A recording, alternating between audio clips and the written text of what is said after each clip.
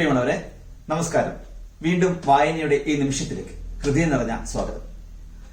വളരെ മനോഹരമായ ഒരു പുസ്തകം. ഒരുപക്ഷെ ഇത് വായിച്ചിട്ട് വളരെയധികം ആലോചിച്ചിരുന്ന ഒരു മനുഷ്യനാണ് ഞാൻ. ഇതിന്റെ റിവ്യൂ ഇടാൻ വളരെയധികം താമസിച്ചത് അതുകൊണ്ട് തന്നെയാണ്. വളരെയധികം ഹോണ്ട് ചെയ്യപ്പെട്ട ഒരു പുസ്തകം എന്ന് എനിക്ക് പുസ്തകത്തെ വിശേഷിപ്പിക്കാനാവും. ഇത് എന്റെ പുസ്തകമാണെന്ന് എനിക്ക് പറയാനാവും. ഏകാന്തതയെ സ്നേഹിക്കുന്ന ആളുകൾക്ക്, വിഷാദം കൂടെ കൊണ്ടു നടക്കുന്ന ആളുകൾക്ക് ഒക്കെ എന്റെ പുസ്തകമാണെന്ന് തോന്നുന്ന പുസ്തകമാണ് ഈ പുസ്തകം. എസ് ഹരീഷിന്റെ ഏറ്റവും പുതിയ നോവൽ പട്ടുനൂൽ പുഴു. എസ് ഹരീഷ് മലയാളികൾക്ക് വേറിട്ട രചനകൾ നൽകിയ എഴുത്തുകാരനാണ്. മീശ, കുട്ടനാടിന്റെ മിത്തുകളെ, ചരിത്രത്തെ ഒക്കെ ചേർത്ത് വെച്ചുകൊണ്ട് മലയാള സാഹിത്യത്തിന് വേറിട്ട ഒരു രൂപം നൽകിയ പുസ്തകമാണ് മീശ. അതിനുശേഷം അദ്ദേഹം എഴുതിയ ആഗസ്റ്റ് 17 തീർച്ചയായിട്ടും മറ്റൊരു പുസ്തകം. ചരിത്രത്തിൽ തന്നെയാണ് ഇതിന്റെയും അടിവര. ഈ രണ്ട് പുസ്തകങ്ങളിൽ നിന്ന് വ്യത്യസ്തമായി എസ് ഹരീഷിന്റെ രചന തന്നെയാണോ എന്ന് സംശയിക്കുന്ന രീതിയിലുള്ള ഒരു എഴുത്ത് തന്നെയാണ് പട്ടുനൂൽ പുഴു നമുക്ക് സമ്മാനിക്കുന്നത്. ഒരു പ്യൂപ്പിൽ എന്ന പോലെ ജീവിക്കുന്ന, മാറാൻ കൊതിക്കുന്ന ആളുകൾ ഒരുപാടുണ്ട്. എല്ലാ ആളുകളിലും ഏകാന്തത കൂട്ടായുണ്ട്. എന്റെ ഉള്ളിൽ വേറൊരു ഞാനുണ്ട്. എന്നോട് ചേർന്ന് പോകുന്ന മറ്റൊരു ആളുണ്ട്. ആ അയാളാണ് എനിക്ക് ഈ പുസ്തകം. അതുകൊണ്ട് തന്നെ ഏകാന്തതയെ ഇഷ്ടപ്പെടുന്ന, വിഷാദത്തെ കൂടെ നടത്തുന്ന ആളുകൾക്കൊക്കെ ഹൃദയത്തിൽ ചേർത്ത് വയ്ക്കാവുന്ന പുസ്തകമാണ് എസ് ഹരീഷിന്റെ പട്ടുനൂൽ പുഴു. EP രാജഗോപാലൻ മാഷ് പറഞ്ഞത് മീശയിൽ എല്ലാമുണ്ട്, ഏകാന്തത മാത്രം ഇല്ല എന്ന്. എന്നാൽ ഏകാന്തത മാത്രമുള്ള പുസ്തകമാണ് പട്ടുനൂൽ പുഴു. ഇതിലെ എല്ലാ കഥാപാത്രങ്ങളും അവരെ സൃഷ്ടിക്കുന്ന ഒരു ലോകമുണ്ട്.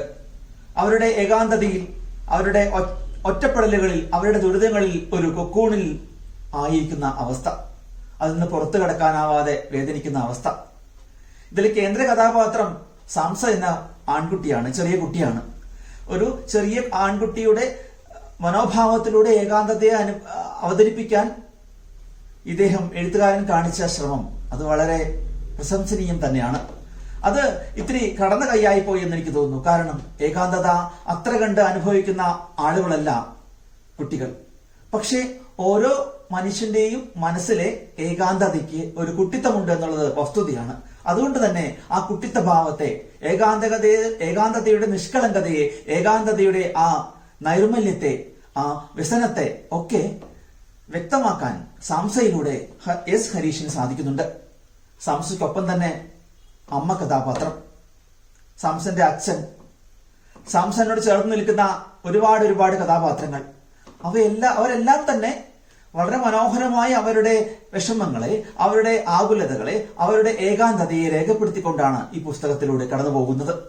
അതുതന്നെയാണ് ഈ പുസ്തകത്തിന്റെ ഏറ്റവും പ്രധാനപ്പെട്ട പ്രത്യേകത എന്ന് പറയുന്നത്. ഒരു വ്യക്തിയുടെ, ഒരു കുട്ടിയുടെ, ഒരു മെച്ചൂറായ ആളുകളുടെ ഒക്കെ മനസ്സിലൂടെ, അവരുടെ വ്യവഹാരങ്ങളിലൂടെ കടന്നുപോകാൻ പട്ടുനൂൽ പുഴുവിന് സാധിക്കുന്നു. ഏകാന്തതയെ ഇഷ്ടപ്പെടുന്ന സാംസ തന്റെ ഓരോ യാത്രകളെയും, തന്റെ ഓരോ ചലനങ്ങളിലും ഏകാന്തത അവൻ ഉള്ളിലേക്ക് ആവാഹിക്കുന്നുണ്ട്.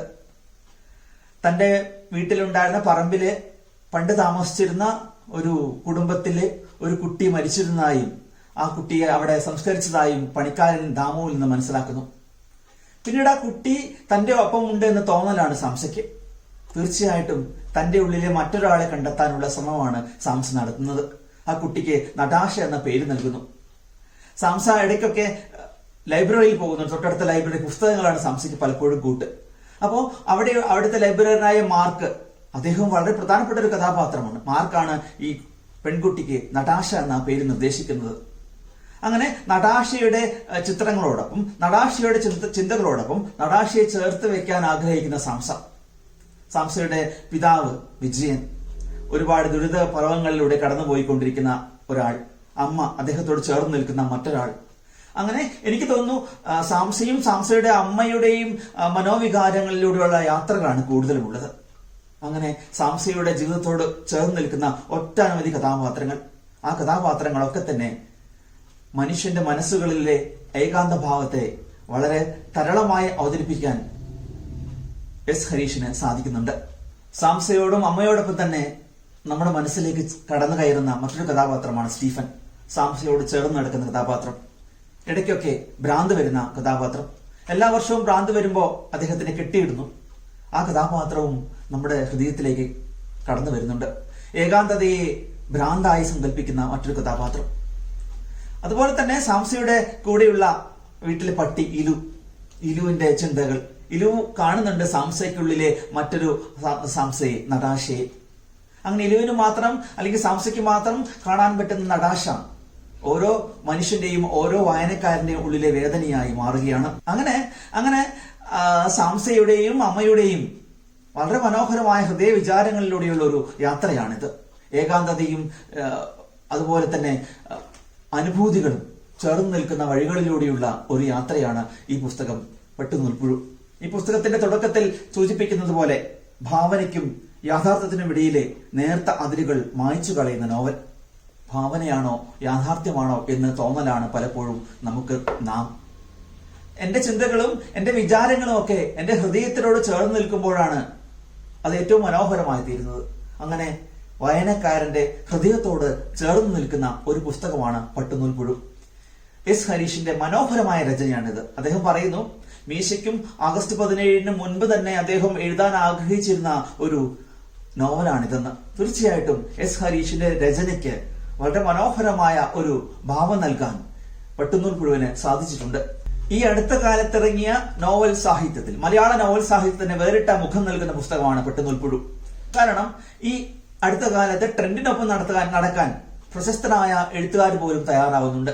ഒന്നുകിൽ കുറ്റാന്വേഷണ നോവൽ എഴുതുക, പ്രണയ നോവൽ എഴുതുക, അല്ലെങ്കിൽ എന്തെങ്കിലും ഒരു തീം നൽകിക്കൊണ്ട് ഉള്ള യാത്രയാണ് പലപ്പോഴും എഴുത്തുകാരെ മുന്നോട്ട് നയിക്കുന്നത്. വായനക്കാർ ഒരു പക്ഷേ അത് ആഗ്രഹിക്കുന്നുകൊണ്ടാവാം, പ്രസാധകർ ഒരു പക്ഷേ അത് ആഗ്രഹിക്കുന്നുകൊണ്ടാവാം. പക്ഷെ അങ്ങനെയൊന്നുമില്ലാതെ വളരെ ലളിതമായ ഭാവത്തോടെ ഒരു നോവൽ എഴുതാൻ കഴിയുക എന്ന് പറഞ്ഞാൽ അത് അത്ര എളുപ്പമുള്ള കാര്യമാണെന്ന് എനിക്ക് തോന്നുന്നില്ല. അങ്ങനെ ലാളിത്യത്തിന്റെ മനോഹരമായ മുഖം സമ്മാനിക്കാൻ ഈ വേറിട്ട രചനയിലൂടെ എസ് ഹരീഷിന് സാധിക്കുന്നുണ്ട് എന്ന് ഞാൻ കരുതുന്നു. ഇനി അങ്ങോട്ട് ഏറ്റവും തന്മയമായ ഭാവത്തോടെ ഒരു എഴുത്തുകാരന് ഓരോ രീതി ഉണ്ടാവല്ലോ, ആ രീതിയിൽ എഴുതാൻ അവർക്ക് സാധിക്കട്ടെ, അവർക്ക് പ്രചോദനമാവട്ടെ ഈ പുസ്തകം എന്നാണ് എന്റെ ആഗ്രഹം. ഈ പുസ്തകം പ്രസിദ്ധീകരിച്ചിരിക്കുന്നത് DC ബുക്സ് ആണ്. ഇതിന്റെ വില 350 രൂപയാണ്. ഏകദേശം 284 പേജ് വലിപ്പമാണ് ഈ പുസ്തകത്തിനുള്ളത്. വളരെ മനോഹരമായി വായിക്കാവുന്ന ഒരു ആത്മീയമായ യാത്രയിലേക്ക് ഓരോ വായനക്കാരനെയും കൊണ്ടുപോകുന്ന പുസ്തകമാണ് എസ് ഹരീഷിന്റെ പട്ടുനൂൽപ്പുഴു. ഏകാന്തതയുടെ മനോഹരമായ ഭാവങ്ങൾ വിടർത്തുന്ന പുസ്തകം. തീർച്ചയായും വായിക്കുക. വായന നിങ്ങൾക്ക് മനോഹരമായ അനുഭവമാവും. ഒച്ചപ്പാടില്ലാതെ ഇവിടെയുണ്ട് ഞാനെന്ന് അറിയിക്കുവാൻ മനോഹരമായ ഒരു എഴുത്ത് മാത്രം മതി എന്ന് ഓർമ്മിപ്പിക്കുവാൻ ഈ പുസ്തകത്തിന് സാധിച്ചിട്ടുണ്ട് എസ് ഹരീഷിൽ. തീർച്ചയായും എസ് ഹരീഷിന്റെ ഈ പുസ്തകം വായിക്കുക. വളരെ ആത്മാർത്ഥമായി ഞാൻ നിങ്ങളോട് ശുപാർശ ചെയ്യുന്ന പുസ്തകമാണ് എസ് ഹരീഷിന്റെ പട്ടുനൂൽപ്പുഴു. ഈ പുസ്തകത്തിലെ അവസാനം എഴുതിയ വാക്കുകൾ തീർച്ചയായിട്ടും എനിക്കിവിടെ പറയാതിരിക്കാനാവില്ല. പരിചിത ജീവിതത്തെ വിസ്മയകരവും വിഷാദാത്മകവുമായ നേർത്ത ഇരുളിമയുള്ള വാക്കുകളിൽ എഴുതി അസാധാരണമാക്കുകയാണ് എസ് ഹരീഷ് പട്ടുനൂൽപ്പുഴു എന്ന നോവലിൽ. ഉന്മാദത്തിന്റെയും പ്രണയത്തിന്റെയും മരണത്തിന്റെയും വായനയുടെയും ലോകങ്ങളെ പല കാലങ്ങളിൽ ഒന്നിപ്പിക്കുന്ന പുസ്തകം. തീർച്ചയായിട്ടും ഒന്നിപ്പിക്കുന്ന പുസ്തകമാണിത്. എന്നെ, എന്റെ ഉള്ളിലെ മറ്റൊരാളെ, എന്റെ ഉള്ളിലെ എന്നെ കണ്ടെത്താൻ ഈ പുസ്തകം സഹായിക്കുമെന്നുള്ള കാര്യത്തിൽ യാതൊരു സംശയവുമില്ല.